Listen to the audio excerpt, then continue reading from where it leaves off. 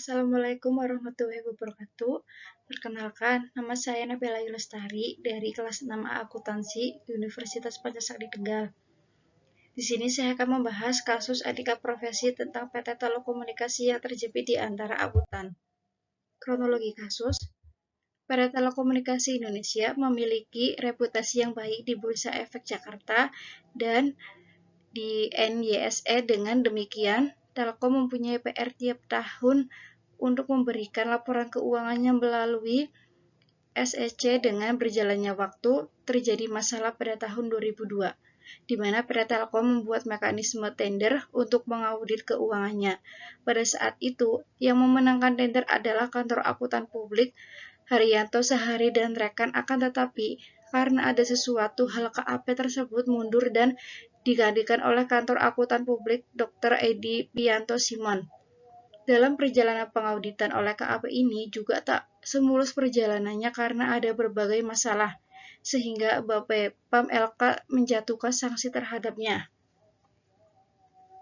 Untuk melakukan audit atas laporan konsolidasi keuangan dalam rangka pelaksanaan audit atas laporan keuangan konsolidasi tahun buku 2002, PT Telekomunikasi Indonesia menunjuk KAP Edi Pianto dan rekan. Salah satu anak perusahaan yang laporan keuangannya dimasukkan adalah PT Telekomunikasi Seluler yang pengauditannya dilakukan oleh KAP Haryanto Sehari dan rekan, bahwa kaitannya KAP Haryanto Sehari melanggar Undang-Undang Nomor 5 Tahun 1999, di mana dengan sengaja membuat interpretasi yang salah terhadap PT Telkom, PT Telkomsel, dan United States Securities and Exchange Commission mengenai ketentuan standar audit Amerika.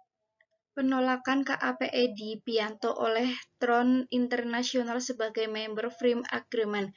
Kantor Akuntan Publik Edi Pianto adalah suatu kantor akuntan publik yang telah mendapatkan izin usaha berdasarkan keputusan Menteri Keuangan Republik Indonesia nomor KEP /KEP-17/17/1998, bahwa berdasarkan keputusan Dewan Komisaris nomor 013/KEP/DK/2002 tanggal 29 November 2002 tentang penggantian auditor PT Telkom tahun buku 2002, menyetujui dan mengesahkan KAP Edi Pianto sebagai auditor utama PT Telkom tahun buku 2002, dan KAPEP pun terdaftar di Bapepam berdasarkan surat tanda terdaftar profesi penunjang pasar modal nomor 280-PM-STTD/AP-2000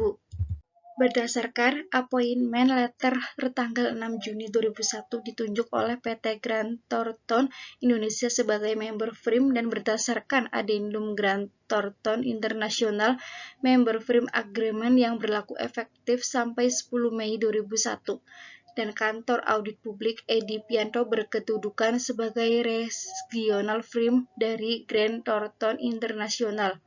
Berdasarkan pasal 2.2, KAP Edi Pianto sebagai regional Frame memiliki hak dan kewajiban yang sama dengan Grant Thornton Indonesia sebagai member Thornton International. Berdasarkan surat dari David McDonnell, Chief Executive Grant Thornton International, kepada Dirjen Lembaga Keuangan Republik Indonesia, Rev.DMCD/RAL tanggal 8 Oktober 2001 menyatakan, yang pertama, Grant Thornton Indonesia adalah full member dari Grant Thornton International. Yang kedua, KAP Edi Pianto berasosiasi dengan Grant Thornton Indonesia dan berhak mengaudit atas nama Grant Thornton. Berdasarkan surat tanggal 4 Desember 2002 kepada Grant Thornton Indonesia, Grant Thornton International menyatakan KAP Edi Pianto dapat melakukan pekerjaan audit atas laporan keuangan PT Telkom tahun buku 2002 dalam rangka filing from 20F ke SEC, tanpa ada kewajiban bagi Grant Thornton International untuk terasosiasi dengan pekerjaan audit tersebut. Dengan demikian, independensi KAPEP tidak disusupi kepentingan dari afiliasinya secara langsung dan sepenuhnya menjadi tanggung jawabnya. Pada kuartal pertama tahun 2003, KAP Edi Pianto tercatat di pasar modal berwenang mengaudit laporan keuangan terhadap 332 perusahaan di Bursa Efek Jakarta. Menurut Withdrawal Agreement tertanggal 13 Februari 2003, Member Frame Agreement antara Grant Thornton International dengan Grant Thornton Indonesia, KAP Edi Pianto, berakhir pada tanggal 31 Maret 2003. Namun KAP Edi Pianto tetap berhak melakukan pekerjaan audit atas nama Grant Thornton berdasarkan engagement letter yang telah ditandatangani sebelum tanggal Withdrawal Agreement tersebut.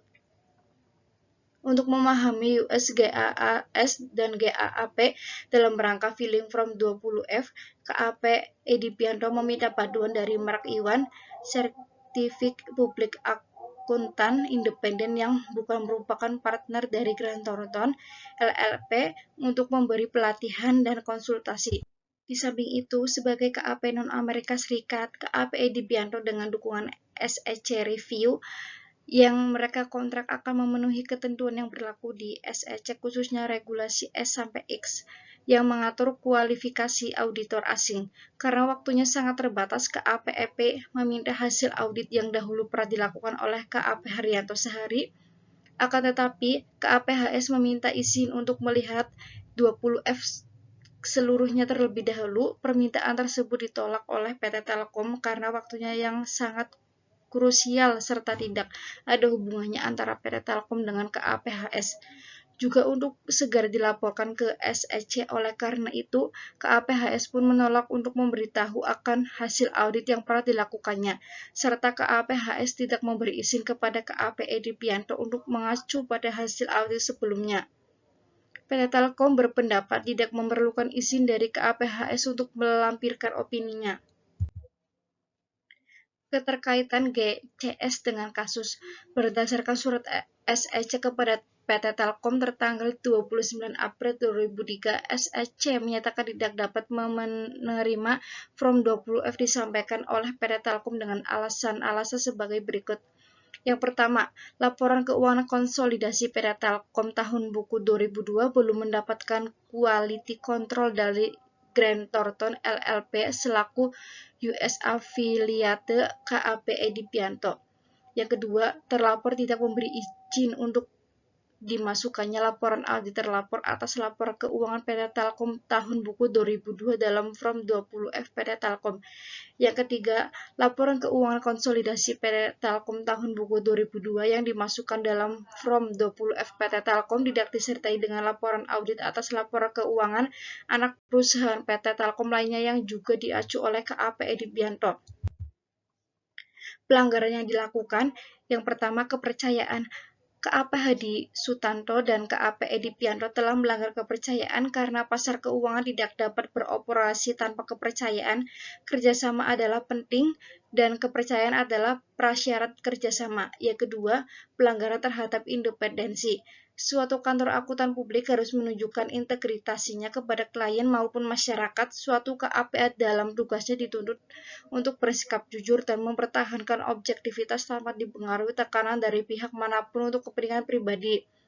KAP Dr. Hadi Sutanto tidak seharusnya melakukan penilaian kualifikasi terhadap KAP lain melalui penolakan kesediaan terasosiasinya, walaupun atas dasar alasan menghindari risiko yang dapat merugikan karena keraguan kelayakan hak praktek KAP Edi Pianto di hadapan US SEC. Yang ketiga, pelanggaran terhadap standar umum, yaitu kepatuhan terhadap standar. Anggota KAP harus mematuhi standar berikut ini beserta interpretasi yang terkait yang telah dikeluarkan oleh Badan Pengatur Standar yang ditetapkan IAI. KAP Dr. Hadi Sutanto tidak seharusnya dengan sengaja memberikan interpretasi yang menyesatkan kepada PT Telkom. PT Telkom dan US SEC mengenai standar audit Amerika khususnya AU 543. Yang keempat, pelanggaran tanggung jawab kepada rekan seprofesi.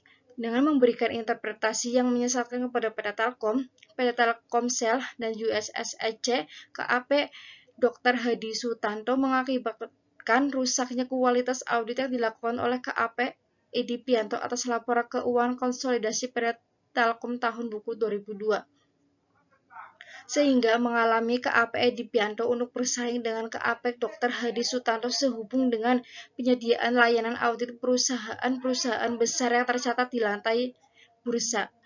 Seharusnya, anggota KAP wajib memelihara citra profesi dengan tidak melakukan perkataan dan perbuatan yang dapat merusak reputasi akan seprofesi. Sanksi yang pertama, kantor akuntan publik Haryanto Sahari dan rekan, KAP Haryanto Sahari dan rekan harus membayar denda sebesar 20 miliar rupiah dan disetorkan ke kas negara sebagai setoran penerimaan negara bukan pajak dan harus dibayarkan lunas paling lambat dalam waktu 30 dari terhitung sejak diterimanya pemberitahuan putusan tersebut dengan denda keterlambatan 10 juta rupiah per hari untuk setiap hari keterlambatan atas tidak dilaksanakannya putusan tersebut. Yang kedua, KAP Edi Pianto. Oleh Bapepam, KAP Edi Pianto diwajibkan untuk tidak melakukan kegiatan usaha di pasar modal dan serta mendapatkan pembekuan sementara atas izin KAP tersebut.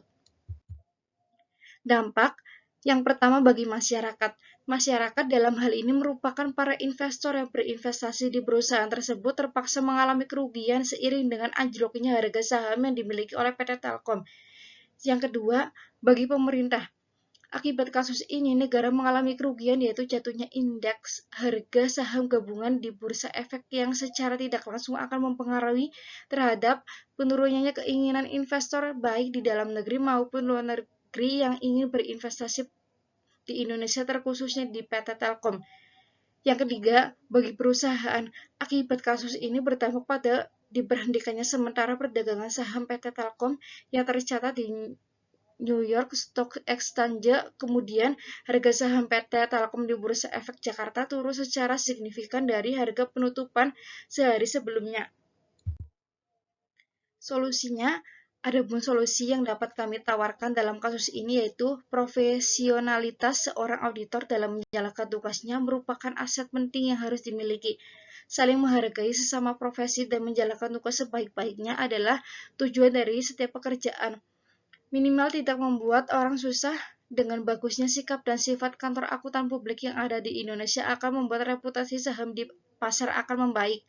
Dan banyak investor yang akan menanamkan modalnya di Indonesia. Dengan adanya reputasi baik tersebut, perekonomian Indonesia di mata dunia akan mendapatkan tempat yang baik pula, sehingga akan berdampak pada semakin baik perseroan dari Indonesia mendapatkan perilaku yang baik juga di bursa asing.